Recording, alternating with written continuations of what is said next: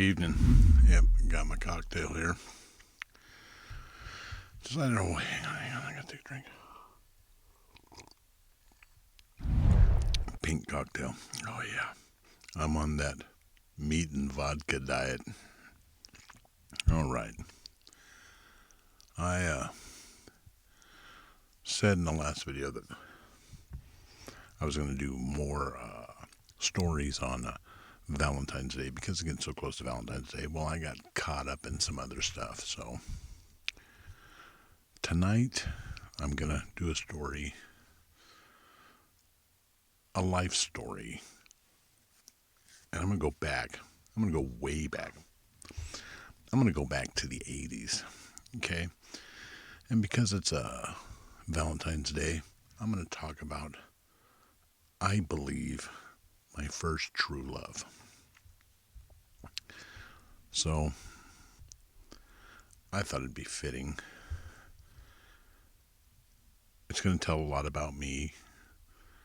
And it's got kind of a message behind it. So, anyways, let's go back. We're going to go back to the 80s. Now, I worked a ton. And I just split up with a girlfriend. So at a young age, I came across this plan, this scheme that I always had. Okay, well, this cycle that when you split up with a girlfriend or something, you don't just run out and find a new one because then you seem too desperate. So what I'd always do is take time. Earpiece keeps coming out. Take time. Get into yourself. Get confident with yourself about stuff you're doing. Get rid of those plosives too. Get confident about those self. Get confident with yourself. Then when you go out to find a new girlfriend or date, you don't seem so desperate. Just how we're built. So I'd spent some time working on a project, and my roommate, which is a good friend of mine, he goes, "Hey man, we got to get you out of there." I go, "Man, I don't want to go do that." "No, come on, man, let's just go out. We'll go play some pool. How about that? How about we go play some pool?" And I said, "Okay, let's go." So we went to play pool. Now, he's got a bunch of friends there. And I'm mingling in, get a couple drinks. Speaking of drink,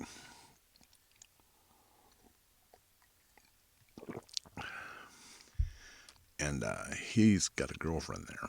And his girlfriend brought a friend. Now remember, I wore a much younger man's clothes, and I was a lot better looking than I am now. But anyways, so his girlfriend brought a girlfriend that I was supposed to meet.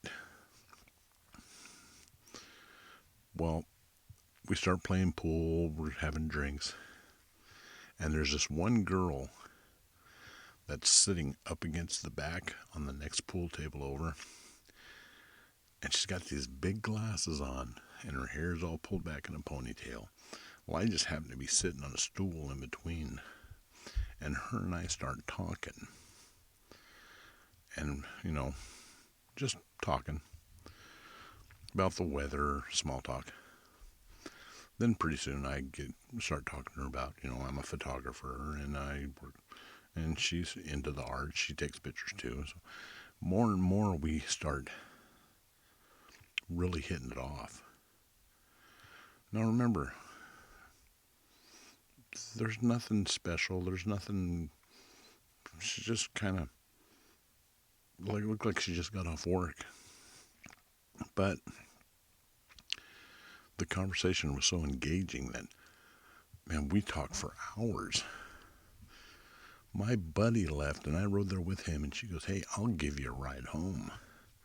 We ended up going someplace and having coffee at a place called the Wichita.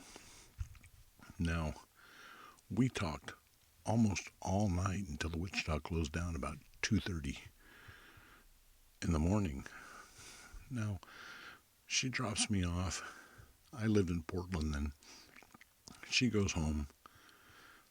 I'm thinking, the next morning, when should I call her? Is it too early to call her? I go in, because remember, there's no cell phones yet.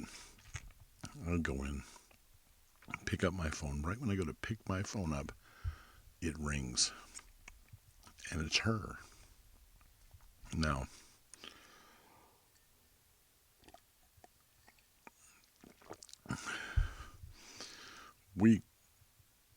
her and I talk.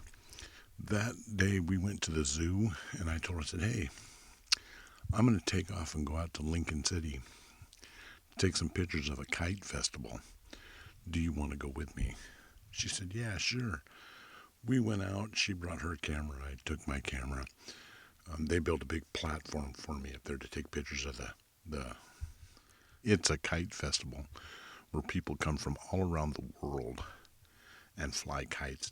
I don't think they even do it anymore, but back then, the 80s, they did. We had it was so perfect. We even had a bonfire and we fell asleep out on the beach. And this girl and I were like this for the next 3 years. Just never left each other's sides. Moved in together. Now,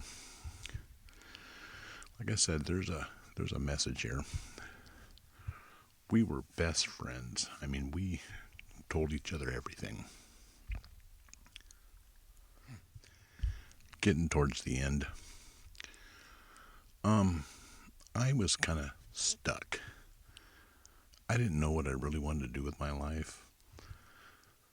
She was always pushing me to take pictures and do stuff, and I was like, take pictures and follow my career with pictures and movies. And I was like, yeah, there's time. Her and I danced real well together. Real good. Like enough that we would go to, they'd have these competitions at these clubs. And I would find out where they were, and we'd go there and dance and win, and I would make money doing that. I would go do this, and I was never really worried. I was asleep. I didn't know what I wanted to do. I didn't know how fast. It's weird. I was waiting for something. I was waiting. It was different. I'm gonna have to cut those ums out and that table thump. But we just got along so good and talked so much. But towards the end of the third year, she was doing stuff. She had a career going. She knew I had the potential to have a career, but I just wasn't. I didn't know where I wanted to go. I didn't know what I wanted to do. I was waiting for a sign. So she went out with a girlfriend of hers one night. Came back, and I'm never really a jealous person. I'm going to go have fun. And the next night she went out with her again. And this went on for about a week. Then all of a sudden she comes back and she walks in, and her and I had a talk. And she was asking me, what I was going to do, and I go, hey, I don't know. I'm still trying to figure it out. Well, she goes, then you're going to have to move out. We're going to have to split up. And I said, well, why? Now I want you to remember these 3 words. These 3 words changed my life. My best friend in the world, the person I thought I was going to be with forever, looked me straight in the face and said, because you're a loser, and I can't be with a loser. Now, I was hurt. I was put off. I cried a little bit. I cried a lot like a little baby. I moved all my stuff out. We kept in contact just a little bit, but it was really weird because from that point, I just wanted to prove to her that I wasn't a loser. That's what you would think. So, from that point when she said, because you're a loser, everything for me changed. I packed all my stuff up, my cameras in a backpack, my clothes in a bag, and I hitchhiked back to where I came from California. Stayed with some family, put everything back together, bought a motorcycle, got everything going. Climbed mountains, literally. Jumped out of airplanes, been on cruises, been to 7 different countries. I just started going, putting my life together. Now, don't get me wrong. Today, I make a very good income. I have a beautiful wife. I have 3 great kids, and I have 6 incredible grandchildren. I regret nothing but those 3 words, "You're a loser," changed me. Now, people would say, but that's not good for you to change for her. I didn't. I changed for me. The message here is, start swallowing. Oh, hey.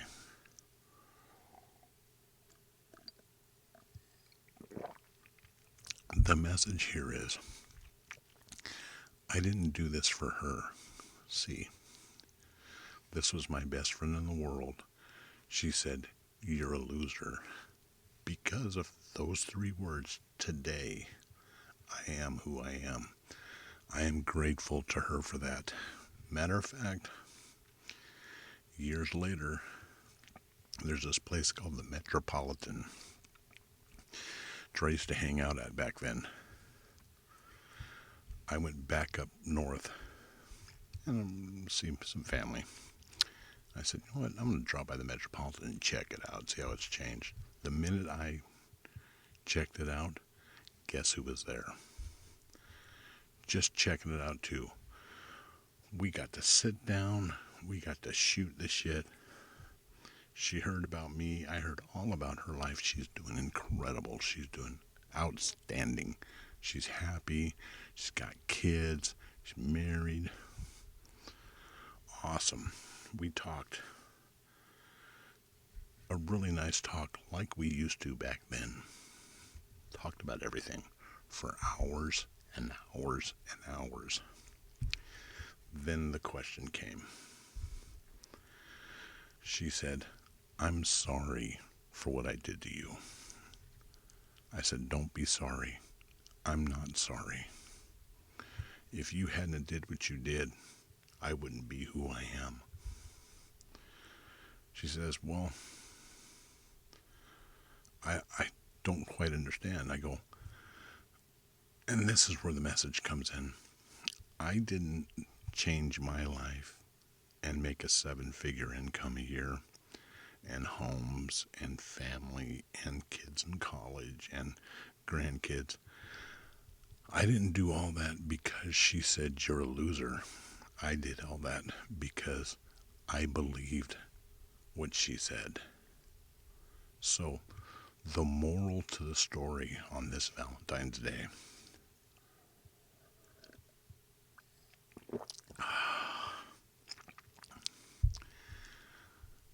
if you're working on something, a project, a video, recording something artistic, something that you want to do that's in your heart, and people, even loved ones, tell you you're not good at that, you shouldn't do that, remember this: if you believe what they say is true, they don't have the problem, you do.